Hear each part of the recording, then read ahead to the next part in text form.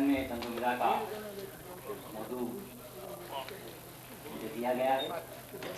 یہ دکن کا لفظ کسی حد تک دیکھتا ہے کہ اس کے علاقوں کا تعین مشکل ہو جاتا ہے. تاہم میں نے کوشش کی ہے کہ حیدرآباد کے علاوہ آزو بازو کے جو علاقے ہیں وہاں کے تنظیمہ نگاروں کے بارے میں ذکر کروں. ایک کلاسیکی لکھنی کا ایک شعر ہے کہ دکن ملک بہت ہی خلاصہ ہے. جی معاف کرتا ہوں. دکن ملک بہت ہی خاصا ہے، تلنگانہ اس کا خلاصہ ہے. ایک طرح سے دکن پہ جب گفتگو کی جاتی ہے تو تلنگانے کی بات شاید زیادہ ہوگی اس میں، اس کے لیے میں معذرت رکھتا ہوں. دوسرے یہ کہ مضامین کیونکہ زیادہ ہیں تو خواہش کی گئی ہے کہ مختصر پڑھ جائیں. مضمون کوئی 20-25 منٹ کا ہے، لیکن میں چاہوں گا کہ 10-12 منٹ میں اپنی بات آپ کے سامنے عرض کر سکوں. دکن میں اردو، میسور میں اردو، بمبئی میں اردو اور اس طرح کے بے شمار موضوعات پر مضامین اور موضوعات کا سلسلہ پچھلے 50 سال سے جاری ہے. اور آج دکن میں طنز و مزاح ہماری گفتگو کا موضوع ہے.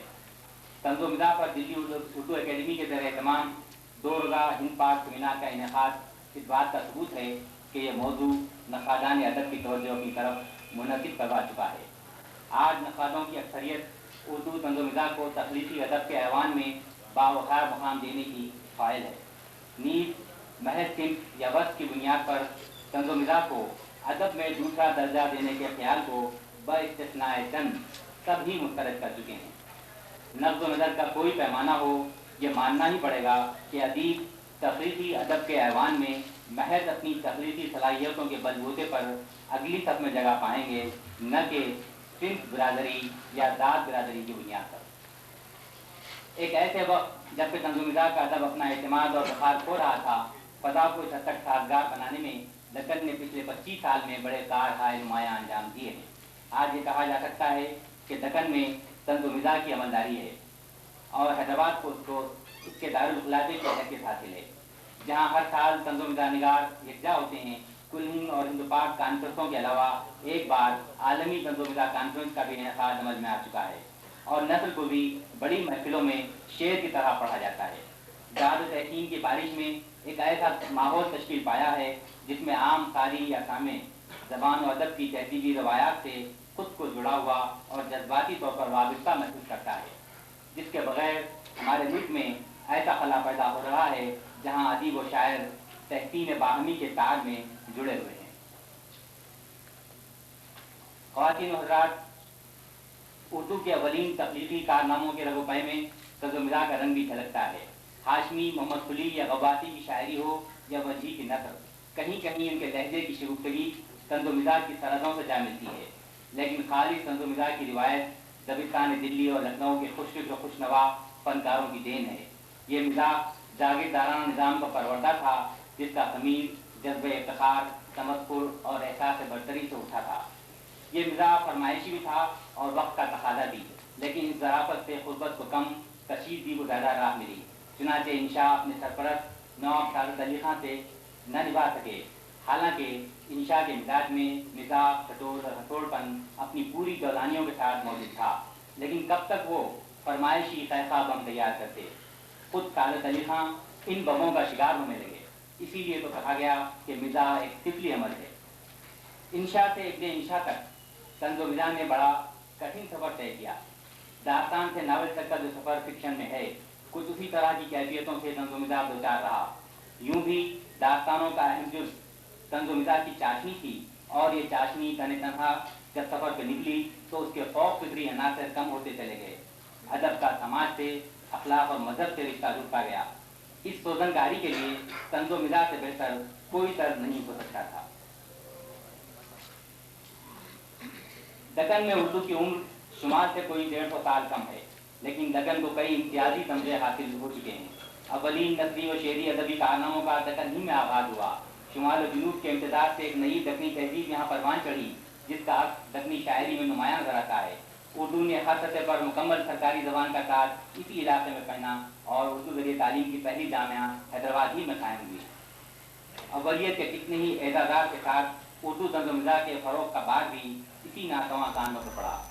दक्कन की अदबी तारीख में ऐसे तंजिया और मज़ाहिया अदब का जिक्र नहीं मिलता जिसकी हदें इम्तिज़ाल, फक्कड़पन और उरियानियत से मिलती हों। दक्कनी हुक्मरानों के दरबारों में अदब को बेअदबी के लिए इस्तेमाल करना मुमकिन न था। इक्का दुक्का मिसालों से खतर नज़र हज़ल गोई और फहुश गोई का यारा न था।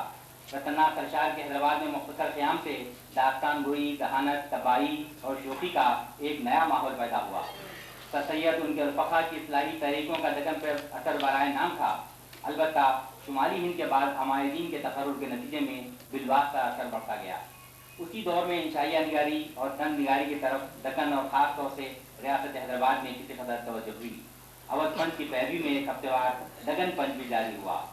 1917 में जामिया उस्मानिया के क़याम के बाद हैदराबाद का इल्मी व अदबी मंजर बदल गया। इल्मी व समाजी शऊर की इस नई रौ ने तंज़ो-ओ-मिज़ा को नए मैदान और नए लिखने वाले फराहम किए। अखबारों में बिल-इंतज़ाम फ़काया कालम शाये होने लगे। आवारा, नाकारा, क़ाज़ियतुल वफ़ा, इस्मतुल्लाह बेग, फ़रतुल्लाह बेग, तमकीन काज़मी, अज़मतुल्लाह खां, सैयद अली मंजूर, डॉक्टर सादिक, आतिफ जहां बेगम, जलालुद्दीन अश्क, अली अशरफ, क़ाज़ी ज़ैनुल आबिदीन और दूसरे अदीबों ने अपने शहपारों के जरिए मिज़ाह को फ़नी बुलंदियाँ अता की।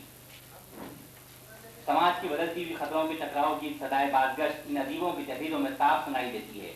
यही लबो लहजा उस दौर की खदावर शख्सियत इब्राहिम जलील की तहरीरों में तहरीर हुआ, कभी मीठे लहजे में और अक्सर बरहमी की सूरत में। 1948 के बाद हैदराबाद के सियासी माहौल और समाजी खतरों में नुमायां तब्दीली आई। मैं कुछ आगे बढ़ता हूँ। आज़ादी के फौरी बाद गैर मुनहज़िम साबिक़ रियासत हैदराबाद का दौर घुटन, गैर यकीनी फ़ज़ा और उर्दू वालों के लिए एतमाद के फुक़दान का दौर था। उस सर्द माहौल में तंज़ो-ओ-मिज़ा इंजमाद की कैफियत से दो चार रहा। गो दिल मुहीत गिरिया थे, लेकिन लफ्ज़ आशनाए खंदा भी थे। इन नामतायद हालात के बावजूद भारत खन्ना, शायर सिद्दीकी, यूसुफ नाज़िम, रशीद कुरैशी, वहाब हैदर, जीनत साजिदा, सरवर डंडा और एहसन अली मिर्ज़ा की काविशों ने हैदराबाद में तंज़ो-ओ-मिज़ा की बुझती चमक को नई जिंदगी बख्शी। नामों की कदर कसरत के बावजूद मवाद और मेयार हर दो एतबार से तंज़ो-ओ-मिज़ा का यह सरमाया नाकाबिल लिहाज था।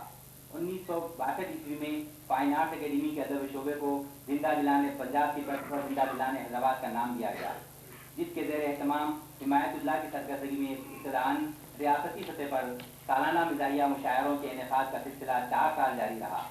पहले मुशायरे का इफ्तिताह नरेंद्र लूथर ने 1962 ईस्वी में किया था। उसी सन में मुस्तफा हुसैन को रोजनामा सियासत का फ़काई कालम शीशा और दिशा लिखने का काम सौंपा गया, जिससे मुस्तफा हुसैन की मिज़ाह निगारी के खुफिया और खुफ्ता जौहर खुलकर सामने आए। उन्हीं की मसाई के नतीजे में 1966 ईस्वी में हैदराबाद में कृष्णचंद्र की सदारत में मिज़ाह निगारों की कुल पहली कॉन्फ्रेंस मुनक़िद हुई, जिसके दूररस मसाइल सामने आए और कुल पैमाने पर सालाना नसरी नशिस्तों और मुशायरों का अहतमाम होने लगा और 1985 ईस्वी में आलमी तंज़ो-ओ-मिज़ा कॉन्फ्रेंस भी बर्पा हुई। इस तरह जिंदा दिलाने हैदराबाद की सरगर्मियाँ एक तहरीक की शक्ल अख्तियार कर ली, जिसका बुनियादी मकसद तंज़ो-ओ-मिज़ा की हमाजहत तरक्की था।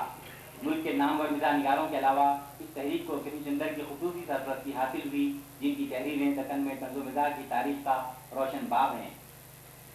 इसी कबील के नामवर अफसाना निगार राजेंद्र सिंह बेदी का नाम भी लेना ज़रूरी है। इन दोनों की वाबस्तगी ने तंज़ो-ओ-मिज़ा की तहरीक को अदबी शान और वज़्न व विक़ार अता किया। दक्कन में तंज़ो-ओ-मिज़ा की इस तहरीक के सरखैल मुस्तफा हुसैन हैं, जिन्हें तंज़ो-ओ-मिज़ा निगारी के सारे पैंतरे इस्तेमाल करने में मलिका हासिल है। वो कामयाब कालम निगार की हैसियत से उभरे। दूसरे मरहले में उनके मज़ाहिया मज़ामीन ने उन्हें वो शोहरत अता की जिसका कोई सानी व हरीफ नहीं। इसी शोहरत ने बेतकल्लुफ़ी की निराली दुनिया पैदा की और उनके कलम से सफ़र ख़िताब पर बेमहाबा खाके मुंतकिल होने लगे। ये ती के खाके मुस्तफा हुसैन के मिजाज की बेरहमी और मिजाज की चाशनी का खूबसूरत इम्तिजाज हैं। वो हर शख्स, हर मंजर और हर सानहे में मिजाज के पहलू ढूंढ लेते हैं। सफ़रनामा जापान इसी वक्त का मजहर है। इधर उनकी खालिद ज़राफ़त पर तंज की तहें भी चढ़ती जा रही हैं। यूसुफ नाज़िम बम्बई में रहते हैं, लेकिन बुनियादी तौर पर हैदराबादी हैं और उस्मानियन। यूसुफ नाज़िम एक बाबहार शख्सियत का नाम है। उनकी तहरीरें क्लासिकी रचाओं के साथ बरजस्तगी, बेसाख्तगी, शोखी और बजरतंदी का खूबसूरत नमूना है। कमियत के एतबार से भी मिजाज में यूसुफ नाज़िम का कोई सानी नहीं। एक आबशार है कि बहता चला जा रहा है, ना उसकी मिठास में फ़र्क आया और न तुंदी में। बकौल उनके पहले मोहतात नवीसी शेवा था, अब मोहतात नवीसी वतीरा है। उन्होंने खाते भी लिखे हैं, हल्के फुल्के अंदाज में शख्सियतों का खाका उड़ाना इस तरह कि ममदू के किरदार और तर्ज गुफ्तार की सही तस्वीर खिंच जाए, यूसुफ नाज़िम का ही हिस्सा है। भारत के सन्ना बरसों जिंदा दिलाने हैदराबाद के सदर रहे, अब दिमाग कार नरेंद्र लूथर के हाथ में है। इंडियन एडमिनिस्ट्रेटिव सर्विस से वाबस्ता रियासत के इंजीनियर तरीन अहदेदारों ने एक तरफ अपनी इंतजामी सलाहियतों से इदारे को आलमी शोहरत दिलाने का इरादा किया, तो दूसरी जानिब अपनी तख्लीकी सलाहियतों से मिजाहिया अदब के सरमाए को मालामाल किया। नरेंद्र लूथर तंज़ो मिजाज को एक नए स्टाइल से बरतने के कायल हैं। वो पंजाबी में बात करते, अंग्रेजी में सोचते और उर्दू में लिखते हैं। जबान सादा सलीफ, लहजे में बेसाख्तगी और इजहार में सुरफगी। रशीद कुरैशी जामिया उस्मानिया के कदीम चुलबुले तालिमों की नुमाइंदा शख्सियत हैं। हाशिम अख्तर साहब के क्लासमेट हैं, जिनकी शोखी व शरारत को ज़माने की बेरहमी कभी ख़त्म न कर सकी और जो ज़िंदगी के हर हादसे से अपना दामन निज़ाम भर लेते हैं और फिर उसी दामन को तार तार करके खुशियों की दौलत उठाते फिरते हैं। शगुफा की इशाअत के साथ हैदराबाद की सरजमीन से पिछले 20 साल में उभरने वाले मिज़ाहनिगारों में मसी अंजुम और परवेज़ अब्दुल्ला मेहदी ने दुनिया तंज़ो मिज़ाज को अपनी तहरीरों से चौंका दिया। मसी अंजुम के यहाँ उर्दू तंज़ो मिज़ाज के रिवायती इलाके में तोसी का रुझान मिलता है। उन्होंने शहरी मसाइल के साथ देहाती ज़िंदगी के मुख्तलिफ पहलुओं को तंज़ो मिज़ाज में खूबसूरत रूप दिया है। वो मुतशर्रिफ़ किस्म का मिज़ाज लिखते हैं। परवेज़ अब्दुल्ला मेहदी के किंग साइज खिलाड़ी हैं, जो लफ्ज़ों से खेलने और खेल ही खेल में मिजाज पैदा करने में महारत रखते हैं। बर्क आशियानवी, जिनका हाल में इंतकाल हुआ, दो धारी तलवार थे। नस्र नज़्म दोनों पर कुदरत हासिल थी। एहसन अली मिर्ज़ा ने खालिद तंजिया मज़ामीन लिखे। अज़हर अख्तर मिजाहिया ड्रामों का अंबार लगा रहे हैं। इनके अलावा अक्सर मिज़ाहनिगारों ने ड्रामे भी लिखे हैं।